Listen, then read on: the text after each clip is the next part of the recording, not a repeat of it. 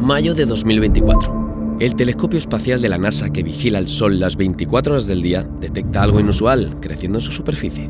Una mancha enorme, oscura, retorcida. No es la primera vez que ven manchas solares, pero esta vez es algo diferente. Es demasiado grande. Tan grande que podía tragarse hasta 15 tierras completas. Y demasiado activa. Los científicos que monitorean el clima espacial la catalogaron rápidamente como una de las regiones más peligrosas que el Sol había producido en años. Y el Sol está apenas a un par de años de completar su ciclo más violento.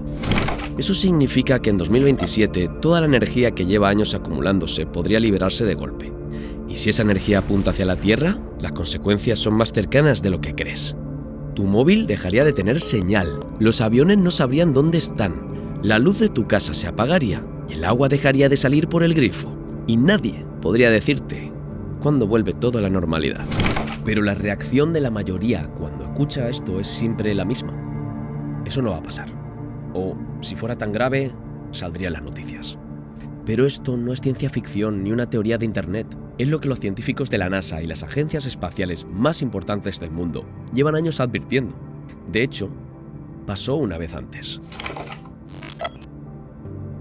Entonces, ¿qué es esa mancha que tanto nos incomoda? Las manchas solares son zonas frías y oscuras en la superficie del Sol, causadas por campos magnéticos extremadamente intensos. Algunas son tan enormes que podrían tragarse varias tierras completas. Y podrías pensar, bueno, es solo una mancha. ¿Qué tan peligroso puede ser esto? Mucho más de lo que imaginas. Porque el peligro no está en la mancha. El peligro está en lo que ocurre debajo de ella. La revista Space publicó un análisis explicando que dentro de estas manchas, el campo magnético del Sol comienza a retorcerse y acumular cantidades enormes de energía. Es como tensar un resorte durante meses, durante años. Y cuando esa tensión se vuelve demasiado inestable, el Sol explota. Y no es solo una fuente diciéndolo. El Southwest Research Institute, uno de los institutos de investigación espacial más importantes del mundo, lo describe así. La energía almacenada en los campos magnéticos del Sol puede liberarse explosivamente. Eso incluye llamaradas solares y eyecciones de masa coronal. Primero vienen las llamaradas. La NOAA, la agencia estadounidense que monitorea el clima espacial, las define como explosiones repentinas de radiación electromagnética. Algunas liberan más energía que millones de bombas nucleares al mismo tiempo. Y según el Centro para la Educación Científica, esa radiación puede llegar a la Tierra en apenas minutos. Pero eso no es lo peor. Lo peor son las eyecciones de masa coronal. La propia NASA las describe como nubes de miles de millones de toneladas de partículas cargadas, disparadas al espacio. Pueden salir a más de 3 millones de kilómetros por hora. Y cuando una de esas nubes apunta directamente a la Tierra, deja de ser un evento espacial. Se convierte en nuestro problema. Y en 2024, el mundo entero volteó a ver una de esas manchas. La revista Earth Sky reportó que era tan grande que se podía ver a simple vista con lentes para eclipse. Tan activa que NOAA emitió alertas geomagnéticas severas. Tan violenta que provocó auroras boreales en México y Costa Rica, lugares donde jamás deberían verse. Esa mancha se llamó AR3664. Y según Life Science, generó casi 1000 erupciones solares. Fue solo un adelanto de lo que podría venir. Pero esto ya pasó antes. Hubo una vez en que el Sol mostró exactamente de lo que es capaz. Y lo que ocurrió ese día debería quitarte el sueño. Porque en ese entonces, la humanidad apenas tenía telégrafos. Y lo que más nos impacta de todo esto es que esa mancha estuvo ahí, visible, enorme, durante días. Cualquiera con unos lentes de eclipse podía verla, y aún así, la mayoría siguió con su rutina como si nada. Es la mañana del 1 de septiembre de 1859. El astrónomo Richard Christopher Carrington observa el Sol desde su observatorio en Inglaterra. Rutina total. Dibuja manchas solares, registra posiciones, anota cambios. Nada fuera del ordinario. Y entonces, lo ve. 2 destellos blancos, brillantes, aparecen de repente sobre la superficie solar. Duran apenas unos minutos. Carrington los dibuja, los anota. Se sorprende, pero no le da demasiada importancia. continúa con su día. Come, sigue trabajando. No sabe que acaba de presenciar una de las explosiones solares más violentas en la historia registrada de la humanidad. No han pasado ni 18 horas. De pronto, la Tierra recibe el impacto. Normalmente, las partículas solares tardan varios días en viajar desde el Sol hasta nosotros, pero esta tormenta es tan extrema que atravesó el espacio a velocidades enormes. Cuando golpeó el campo magnético terrestre, el planeta entero comenzó a reaccionar. El caos llega sin aviso. En Cuba, Colombia y Hawái, personas que nunca en su vida habían visto una aurora boreal miran al cielo y encuentran colores que no pueden explicar. En zonas cercanas al Ecuador, el cielo se torna rojo. No un rojo suave, un rojo intenso, como llamas. Algunos piensan que ciudades enteras están ardiendo, pero no habría incendio humano capaz de iluminar el cielo de esa manera. Al día siguiente, los periódicos describen algo que parece sacado de una pesadilla.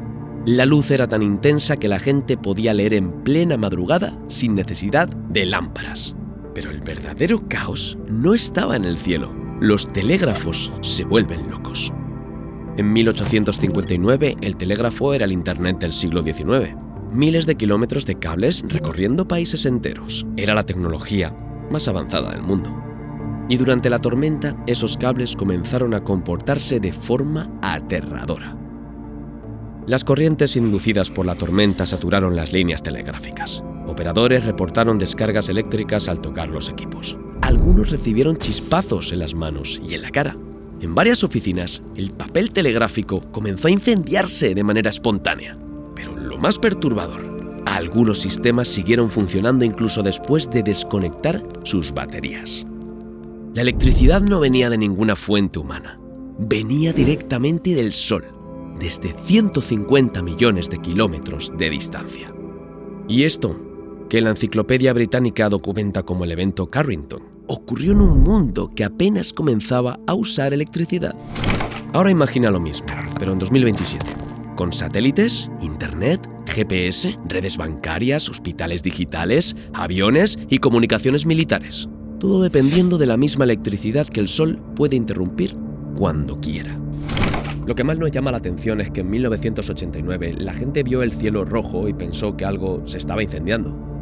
Hoy, si pasara lo mismo, la mayoría abriría el móvil para grabarlo.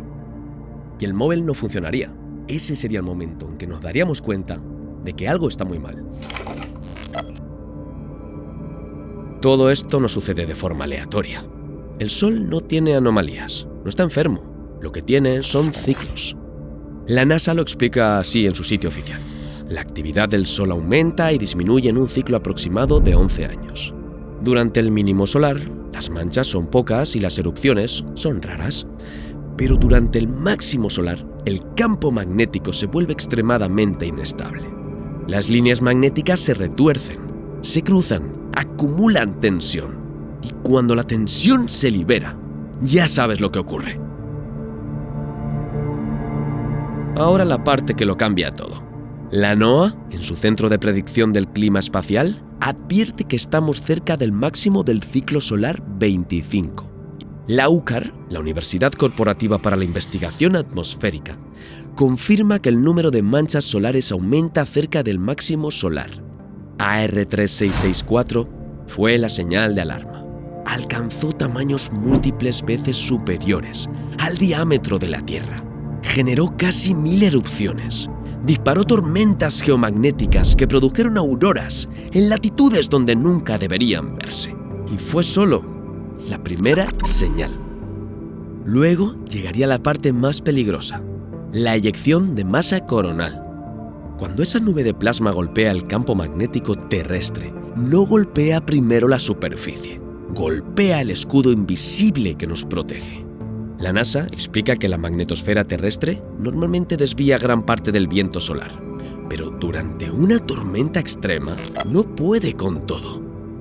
La NOAA advierte que la presión puede ser tan fuerte que ese escudo comienza a comprimirse. Ese movimiento genera corrientes eléctricas sobre la superficie del planeta. La propia NOAA tiene un término para esto: corrientes geomagnéticamente inducidas. Y advierte que pueden causar sobrecalentamiento y daños en transformadores de alto voltaje. los dispositivos que controlan el voltaje que alimenta ciudades enteras. Sobrecalentamiento, sobrecarga, destrucción interna, incendio. Cada vez que leemos sobre esto, siempre pensamos en lo mismo. Tenemos satélites que predicen huracanes con días de anticipación, aplicaciones que nos avisan si va a llover en una hora. Pero frente a una tormenta solar externa, la ventana de aviso real es de apenas 1 o 2 días. No da tiempo a preparar nada, solo de ver venir lo que sea que nos venga. Lo digital desaparece primero, luego lo físico, y lo que queda es algo que la humanidad no ha experimentado en más de 100 años. Un mundo sin red eléctrica estable. ¿Cuánto tiempo duraría?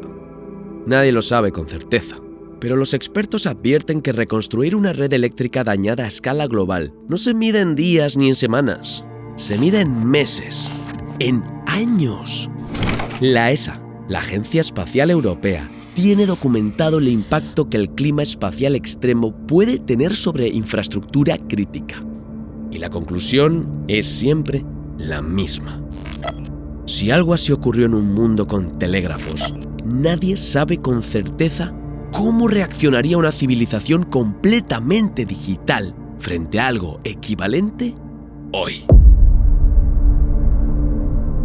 Las manchas solares no son una anomalía.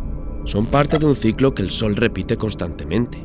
Pero en momentos de máxima actividad, como el que estamos viviendo ahora, la cantidad de energía acumulada convierte cada erupción en una amenaza real. El evento Carrington de 1859 demostró que el Sol es capaz de colapsar la tecnología de una era entera.